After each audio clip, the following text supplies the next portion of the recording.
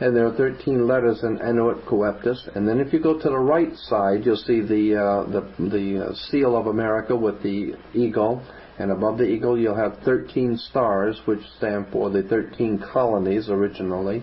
But the 13 colonies and the 13 stars go back to Jesus and the 12, because they're moving in on and using the ancient societies are moving in on the teachings of Christianity, imposing themselves under the 13 being Jesus and the chosen 12.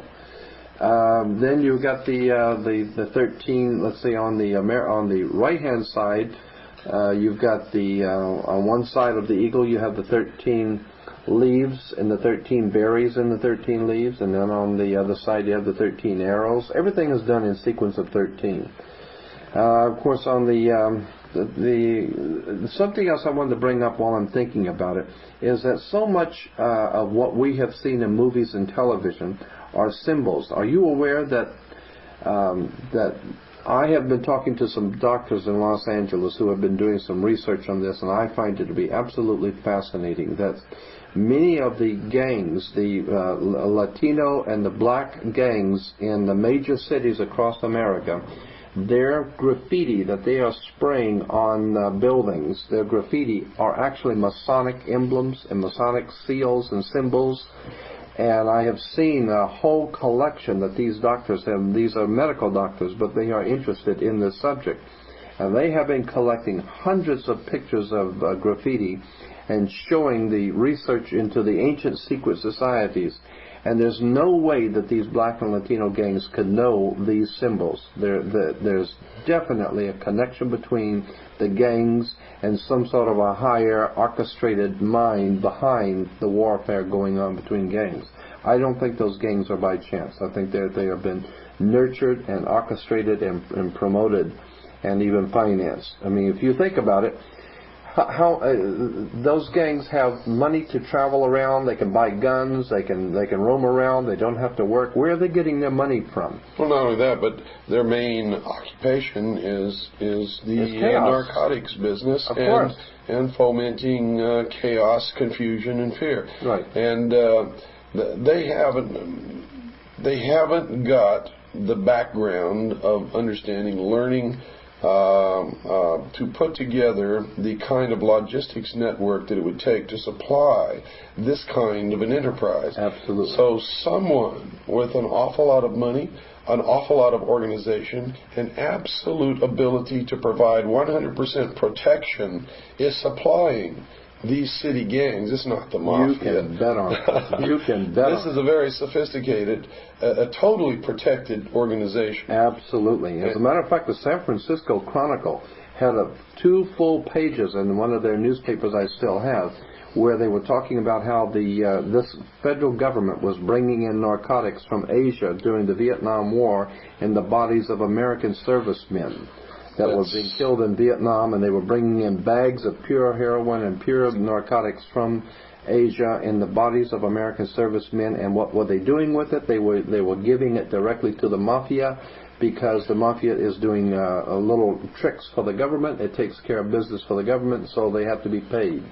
Well, let's clarify one thing here. It's not the government. It is these secret societies who are operating behind our government. That's correct. Exactly. Behind the veil of national security. And I might remind you that back in history, when Albert Pike and Giuseppe Mazzini were corresponding and were setting up the core foundation of the Illuminati within Freemasonry, both in their respective countries, and at that time, of course, Albert Pike was the Grand Commander of Freemasonry throughout the world, and Giuseppe Mazzini was his counterpart in Europe on a lower level. It was Giuseppe Mazzini who created and fostered and gave the charter to what is now known as the Mafia. Yeah, that's right. La Cosa Nostra was Mazzini. That's a Masonic order. No doubt about it. And this explains the close cooperation between government and the Mafia. That is right. Absolutely. And when we also understand that the old magic practicing priest of the old Celtic Druid priests of ancient England, in the person of Merlin the magician, when you understand that the old priest, the magicians, worked their magic on people with their magic wands, and their magic wands were always made out of Hollywood, and they're still working their magic today with Hollywood. If you understand how we are being manipulated, we're being programmed.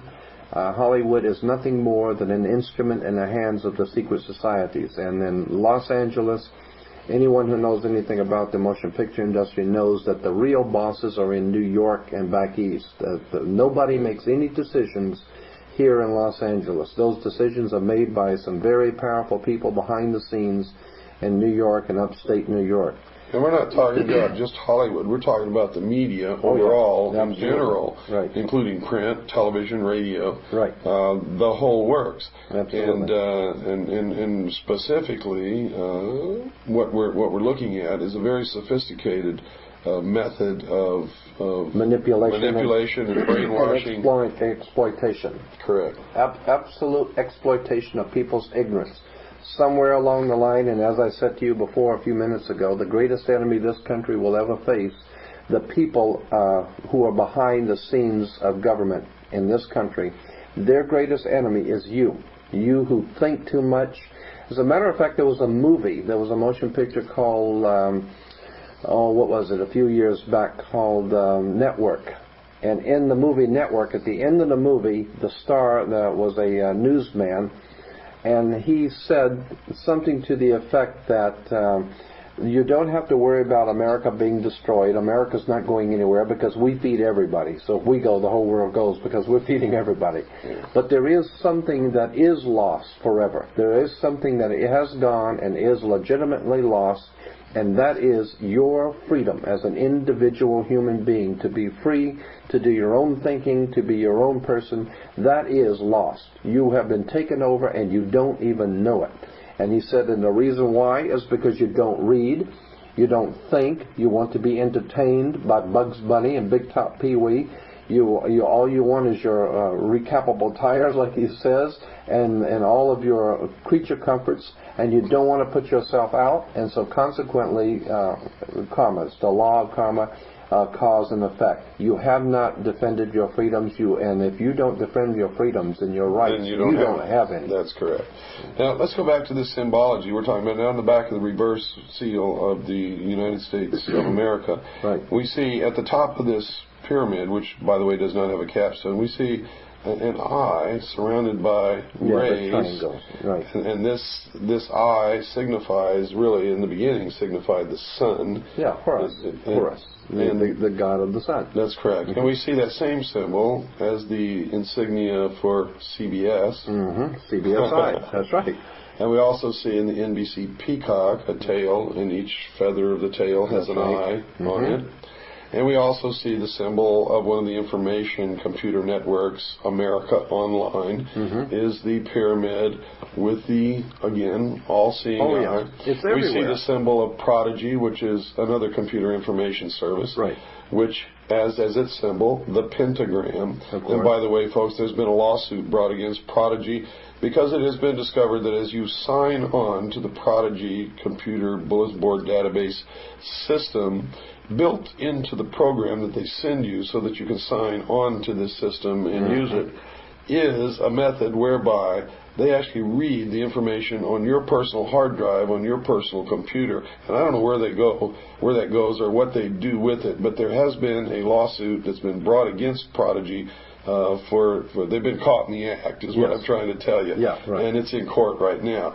We'll let you know how that's resolved and what happens. But I will tell you, if you're signing on to some of these national computer information database systems, there's a good chance that you're the one that's being that is being computerized, probed for information, while you think that you're probing them for information. It's actually the other way around, and it's set up intentionally that way. I had an interesting conversation with a very high-ranking rabbi in America about 3 or 4 years ago. And he had written a book, and I was very interested in it, about symbolism, or occult symbolism in America. And some of the interesting things he brought out was the movie Frankenstein. If you break the word down, Frankenstein. and it goes back to Jacob Frank. And Jacob Frank in Europe was one of the leading members of the Illuminati, and